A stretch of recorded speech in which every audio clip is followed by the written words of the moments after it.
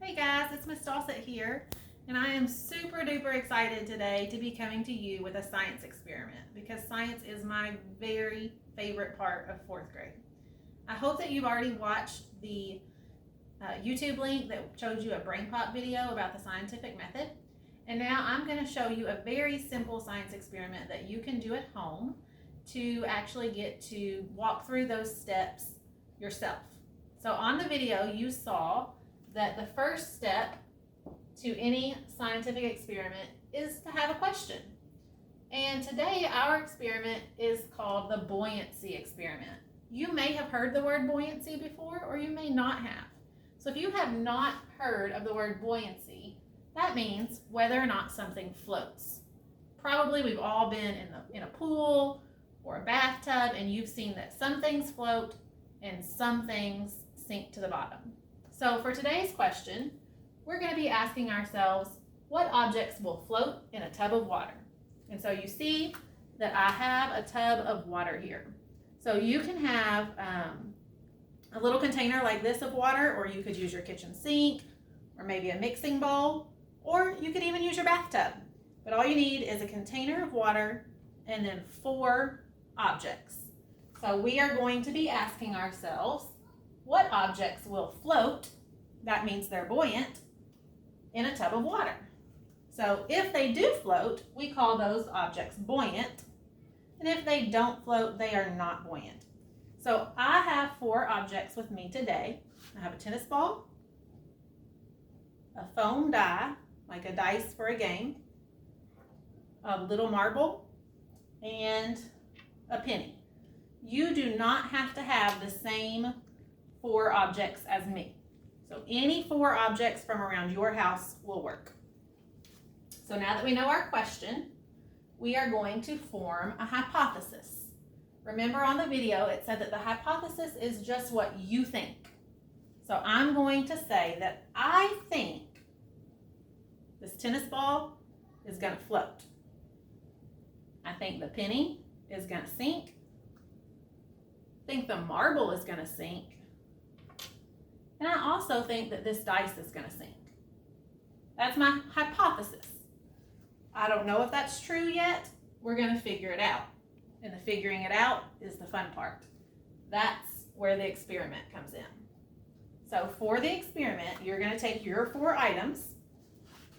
You're going to test them one at a time by gently dropping them in the water. We're not going to throw them because Mom might be a little mad at us if we get water everywhere.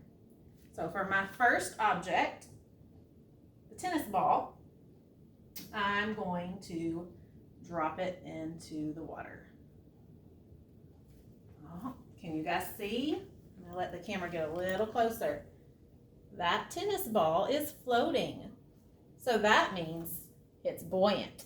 This is the step where I'm going to be making observations. I'm going to be using my 5 senses. What do I see?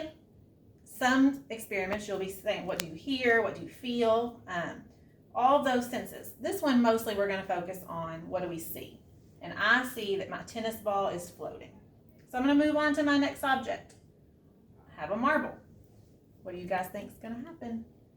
You ready? Remember, I'm not throwing it because I'll make a splash.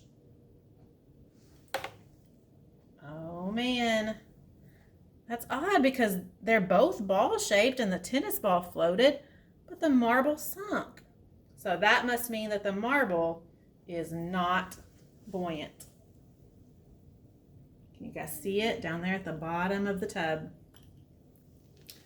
Okay, so far my hypothesis had been right because I said I thought the tennis ball was going to float and I thought the marble was going to sink. So I've got my penny next. Remember, you can be using any 4 objects from your house. So here I go with the penny. Ready? Oh man, it also sunk. So that means it is not buoyant. So far, guys, I've been right on all 3. I think I'm going to be right about the dice. Foam dice, here we go. Oh no, it's floating. It is buoyant. So I was wrong on one. But guess what, guys? Scientists are wrong all the time. They don't give up, they just try again.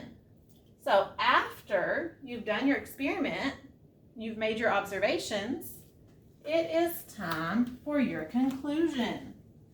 So I can conclude from this experiment that the tennis ball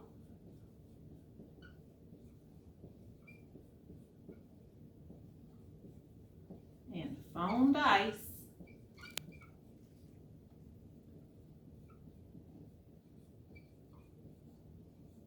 are buoyant, but pennies